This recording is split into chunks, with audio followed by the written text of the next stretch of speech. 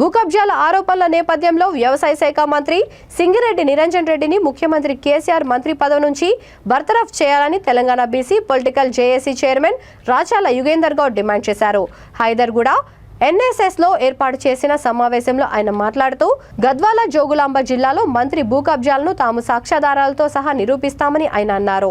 నిరంజన్ రెడ్డి అక్రమాలపై 24 గంటల్లో చర్యలు తీసుకోకపోతే CBIకి ఫిర్యాదు చేయనున్నట్లు ఆయన తెలిపారు. గతంలో అవినీతి ఆరోపణలు వచ్చిన తాడికొండ రాజయ్య, ఈటెల రాజేందర్లను ఎలాగైతే బర్తరఫ్ చేశారో ఓసీ సామాజిక వర్గానికి చెందిన మంత్రిని అలాగే బర్తరఫ్ చేయాలని ఆయన డిమాండ్ చేశారు.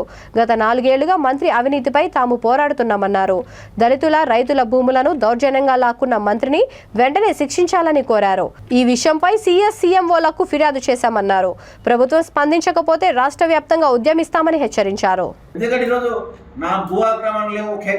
మిగిలితే అంటే కబ్జా చేసినంటే రాజీనామా చేస్తా అంటాడు కదా.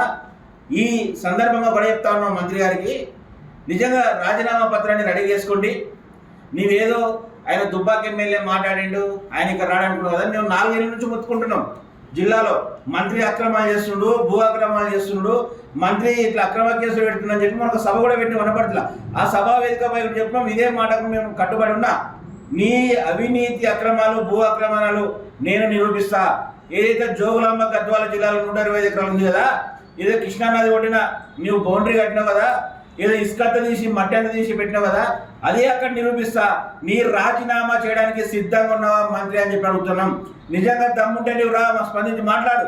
నీ చెంచాలతోనే మాట్లాడించి ఏదో మా నాయకుడు మంచోడని కాదు, నీ శుద్ధ పూస నీ చరిత్ర ఉందో నాకు తెలుసా మంత్రి.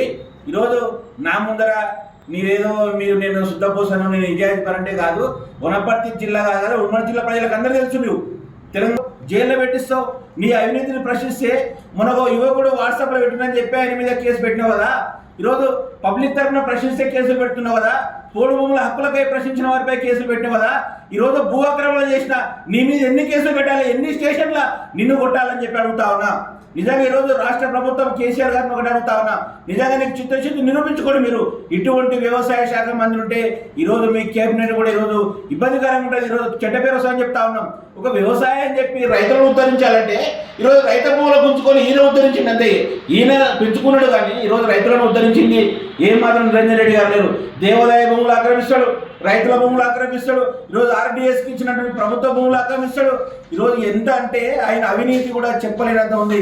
ఖచ్చితంగా మేము ఒకటే డిమాండ్ చేస్తున్నాం, ఈ సమగ్ర విచారణ జరపాలంటే సిట్టింగ్ జడ్జితో విచారణ జరుపుతాను. ఈరోజు న్యాయం జరుగుతుంది. ఈరోజు ప్రభుత్వ భూములు కాపాడాలంటున్నాం.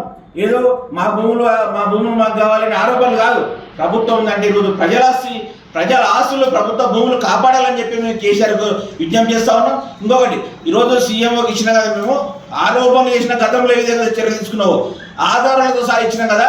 దీనిని బట్టి నిరంజన్ రెడ్డిని బర్తరఫ్ చేయకుంటే ఖచ్చితంగా రేపు ఢిల్లీకి వెళ్ళి ED CBI కూడా మేము కంప్లైంట్ చేస్తామని చెప్పి మరొకసారి గుర్తుపెట్టుకొని ఈరోజు ఖచ్చితంగా చర్య తీసుకోవాలని చెప్పి మరొకసారి డిమాండ్ చేస్తా ఉంటాం.